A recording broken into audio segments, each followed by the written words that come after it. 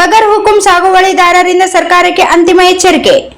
ರಾಜ್ಯದ ಬಗರ್ ಹುಕುಂ ಸಾಗುವಳಿದಾರರು ಹಾಗೂ ಭೂ ರಹಿತರಿಗೆ ಭೂಮಿ ಮತ್ತು ವಸತಿ ಹಕ್ಕುಗಳನ್ನು ಜಾರಿಗೊಳಿಸುವಂತೆ ಆಗ್ರಹಿಸಿ ಸರ್ಕಾರಕ್ಕೆ ಅಂತಿಮ ಎಚ್ಚರಿಕೆ ನೀಡಲಾಗಿದೆ. ತಿಂಗಳೊಳಗೆ ತೀರ್ಮಾನ ಕೈಗೊಳ್ಳದಿದ್ದರೆ ಮಾಡು ಇಲ್ಲವೇ ಮಡಿ ಚಳವಳಿ ಆರಂಭಿಸಲಾಗುವುದು ಎಂದು ಭೂಮಿ ಮತ್ತು ವಸತಿ ಹಕ್ಕು ವಂಚಿತರ ಹೋರಾಟ ಸಮಿತಿಯ ಜಿಲ್ಲಾ ಕಾರ್ಯದರ್ಶಿ ಮಾರೆಪ್ಪ ಹರವಿ ಹೇಳಿದರು.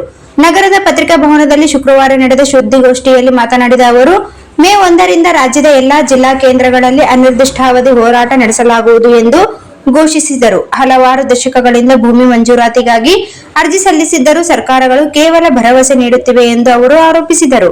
ಅರಣ್ಯ, ಗೋಮಾಳ ಹಾಗೂ ಸರ್ಕಾರಿ ಭೂಮಿಗಳಲ್ಲಿ ವರ್ಷಗಳಿಂದ ಸಾಗುವಳಿ ಮಾಡುತ್ತಿರುವ ಭೂ ರಹಿತರಿಗೆ ತಕ್ಷಣ ಭೂಮಿ ಮಂಜೂರಾತಿ ನೀಡಬೇಕು.